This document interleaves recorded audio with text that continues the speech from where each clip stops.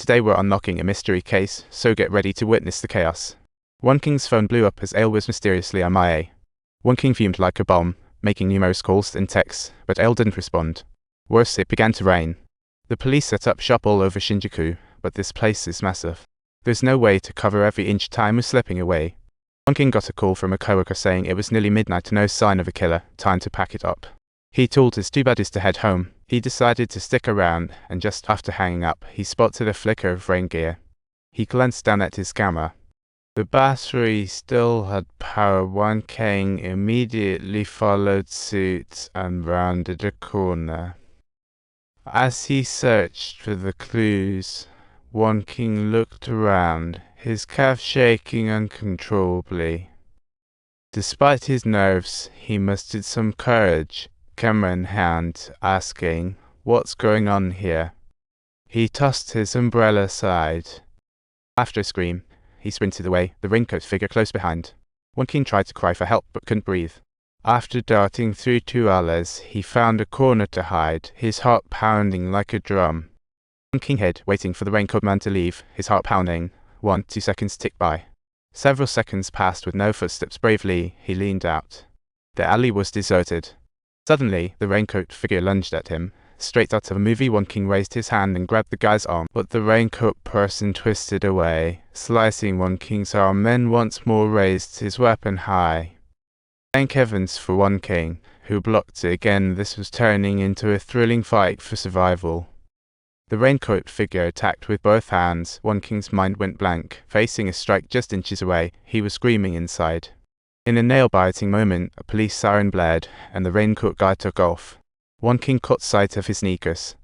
That sound, I know it all too well. Where have I heard it before? Ale looked at One King's arm, worriedly asking, "You okay?" One King went silent. He just realized it was Ale's footsteps, and Sheng felt the shift, pulling him in for a hug. Sheng apologized repeatedly, while One King's voice was as weak as a feather. Sheng realized he overreacted, letting go of One King to shout at Ale. 10 years ago, you were the first quiet discoverer, and now you are again. Derry quickly intervened, urging One King to get his wound checked. Just as the paramedics wanted to help, Matsumura yanked them back, suddenly turning into a photographer, snapping away like crazy. Getting close to the wound, Matsumura said seriously, "Hold up. This knife is way too dull." One King quickly questioned him. "Are you saying this knife has cut something or someone?"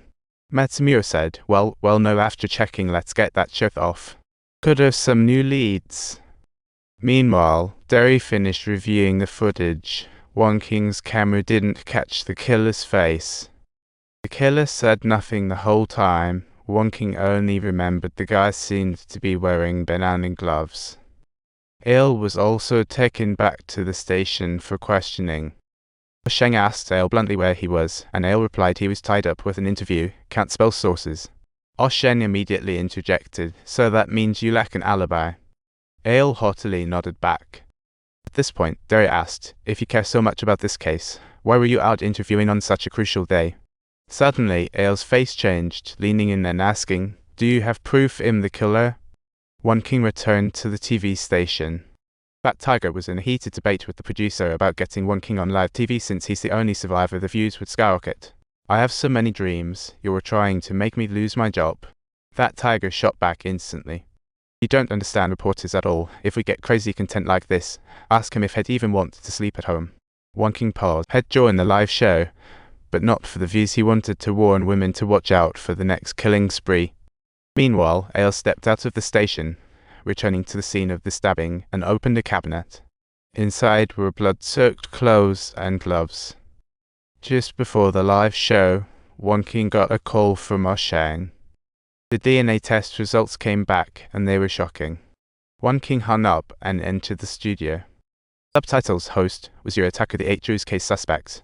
One King answered, "We can't confirm yet, but 5 minutes ago, I got a call from the police about DNA matching. There's another woman's blood in my wound, meaning the 5th murder may have already happened. I regret not capturing the killer.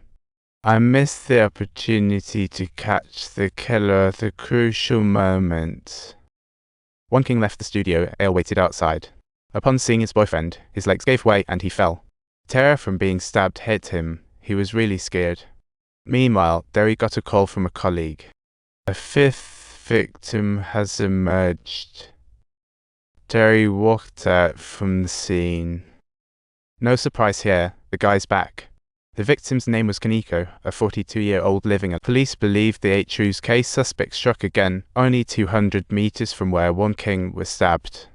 DNA testing confirmed the blood in Won King's wound belonged to Kaneko. After his investigation, Ale suddenly suggested, "I want to check out Ale's place." Ale replied, "It's a mess, let me tidy up and then you can come over." But truthfully, Ale was nervous to bring Won King home due to all the secrets hiding in there. The next day,